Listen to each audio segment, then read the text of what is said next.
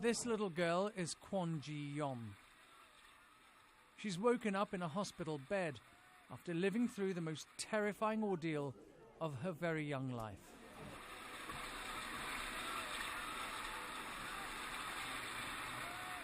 This is Kwon. 24 hours ago, the 6-year-old was rescued from a sinking ferry. She was separated from her mother and father on board the listing boat. They haven't been heard from since, like so many others who are still missing. This is what happened to the Sewol after Kwon's rescue.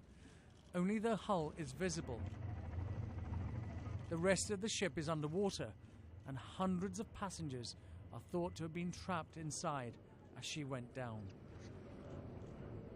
It was supposed to have been a routine overnight crossing, but just hours from shore with land in sight, disaster struck.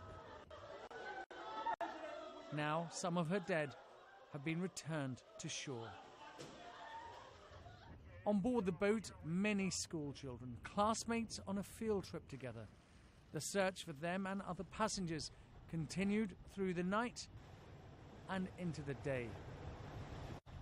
This film, taken by a passenger, shows some of the terrified young students huddled on board as the ship began to sink, wearing life jackets but otherwise helpless, just waiting to be reached by rescuers.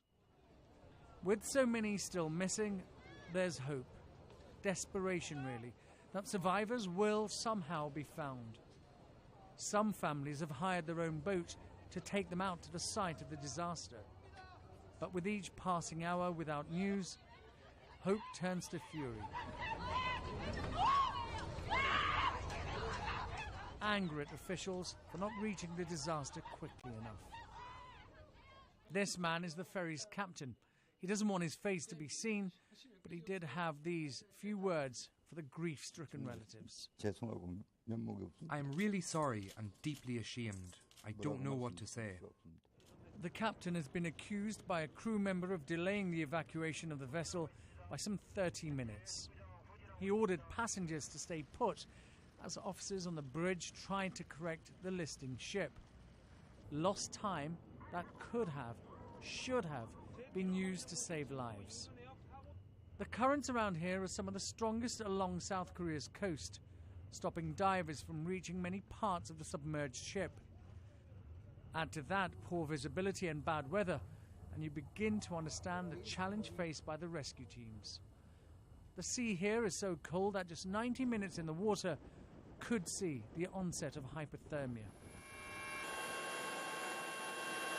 Many lives were saved, but it is now emerging that many more could have been rescued. Early hesitation forced a panicked, chaotic evacuation, condemning many on board, possibly even Kwon's parents, to certain death.